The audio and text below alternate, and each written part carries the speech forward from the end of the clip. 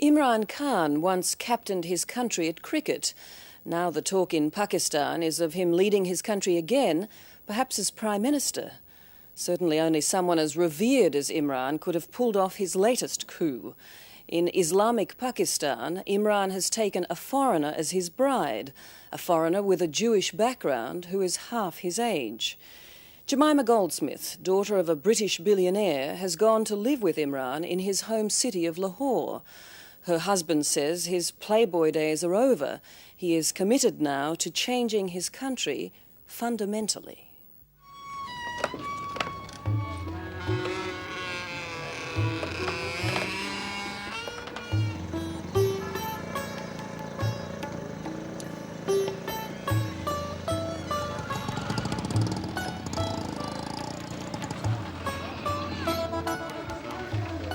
In some parts of the world, he's only a hero.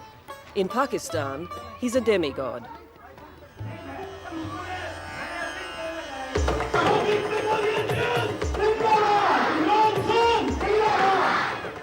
But Imran Khan doesn't care anymore for the game that brought him all the adulation.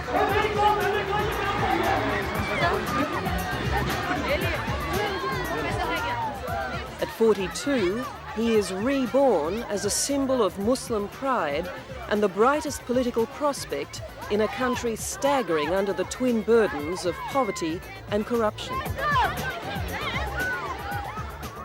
You know, if I see my country heading downwards, and why should I not talk about it or say something and make myself heard and hope that other people join in?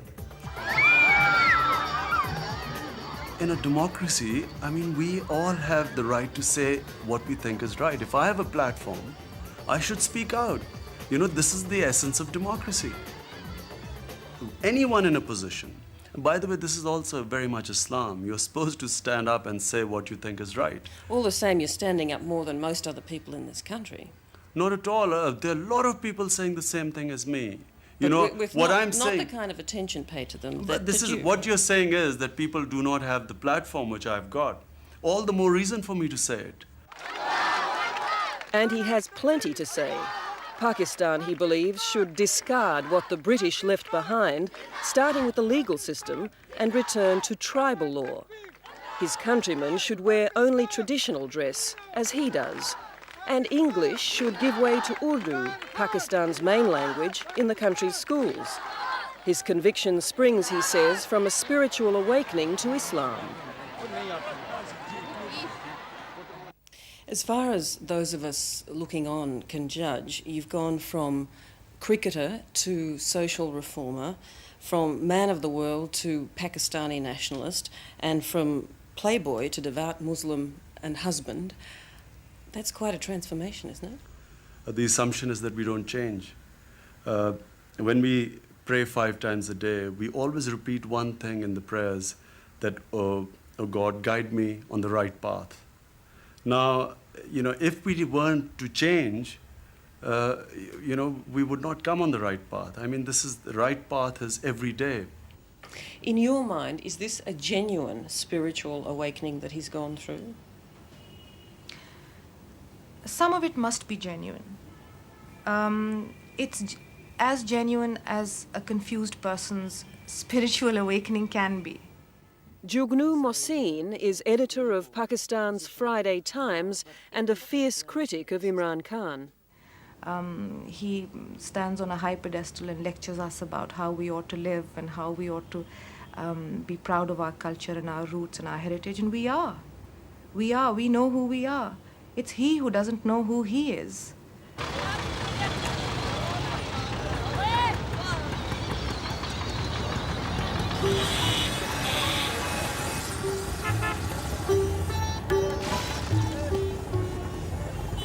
An arranged Muslim marriage to a local girl.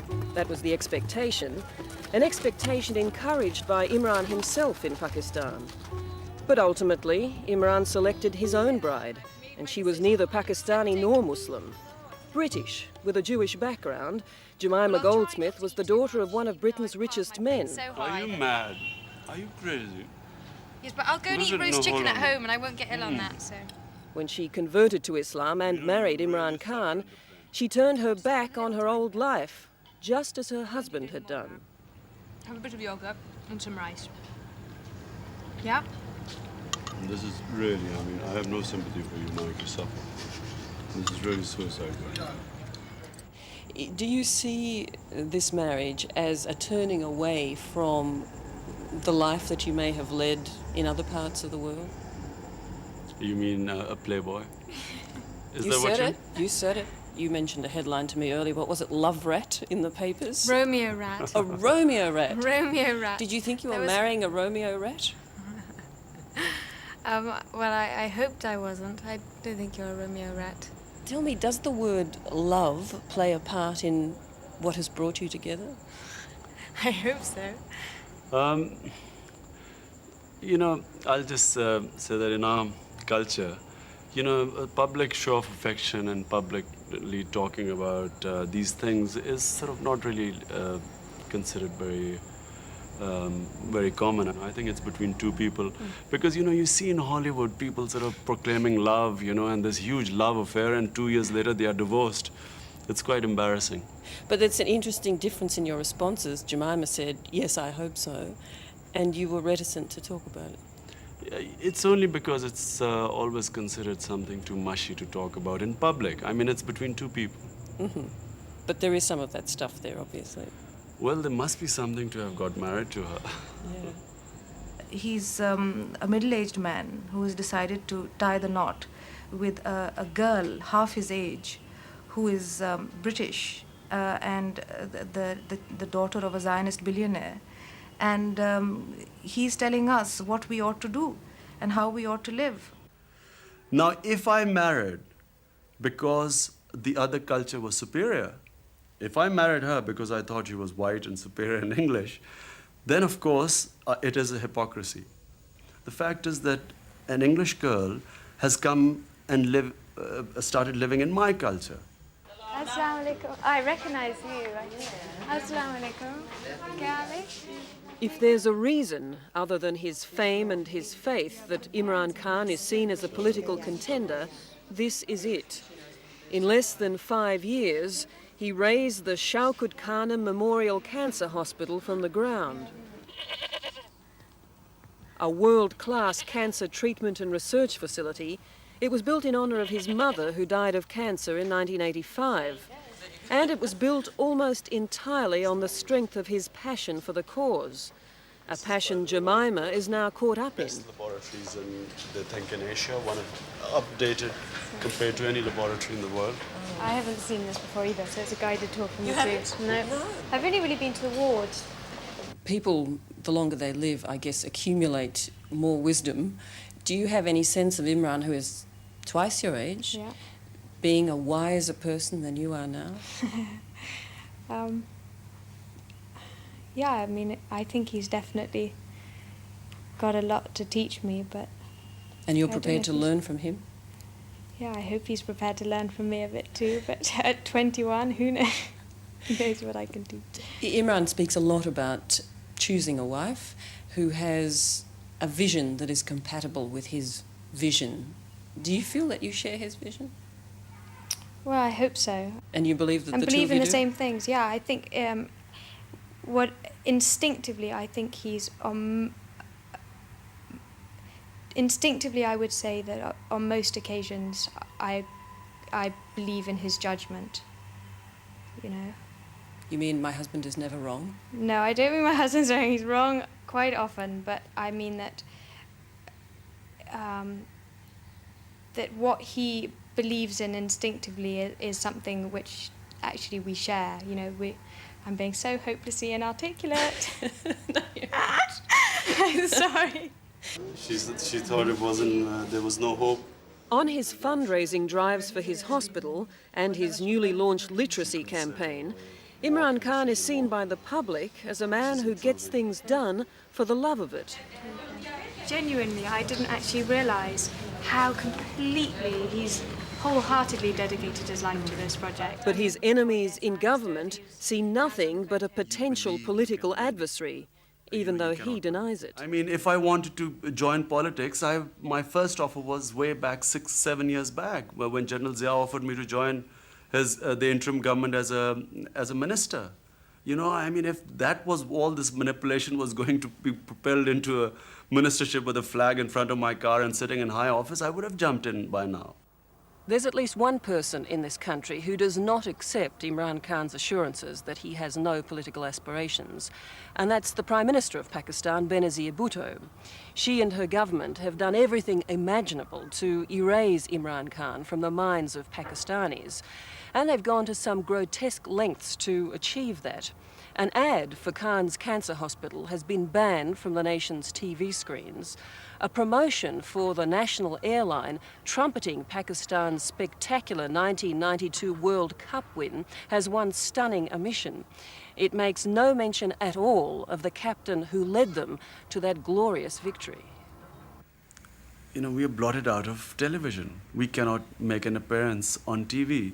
One producer, just because he let my name go through, was suspended for 4 days on Lahore television because in a quiz program he let my name slip.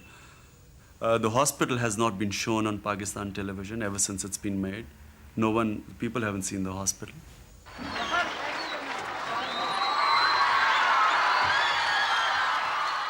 The government clearly believes Imran Khan is a political threat, as much as his followers believe that he's a political hope.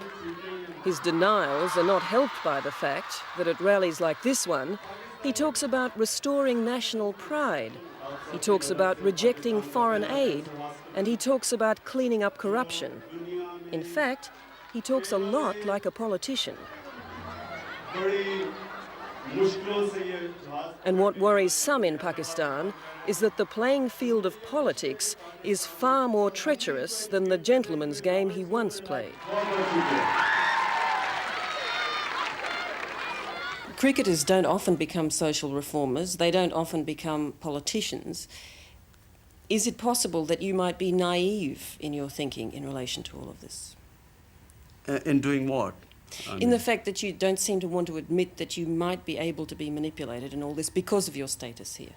You see, firstly, I mean, it's not that I've just recently got any fame. I mean, if I was to be manipulated, I was a name here for quite a while.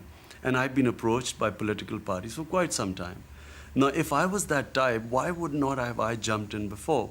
Well, it's not uncommon for aspiring politicians to become involved in social and community programs to test the water for their support. It's not a crime to do that. Mightn't you be doing that? I suppose people must look at it like that.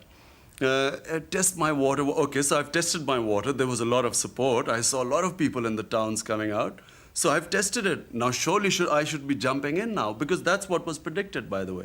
They thought it's imminent now and he's about to launch a party or something. My objective is that if I am in a position to help my country, I will try and do that. And I feel that in the current state of affairs, the way our political system is so corrupt, I can do a lot more good to my country outside politics. And that's what I'm trying to do.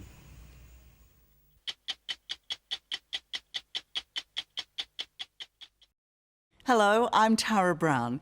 Thanks for watching. To keep up with the latest from 60 Minutes Australia, make sure you subscribe to our channel. You can also download the 9Now app for full episodes and other exclusive 60 Minutes content.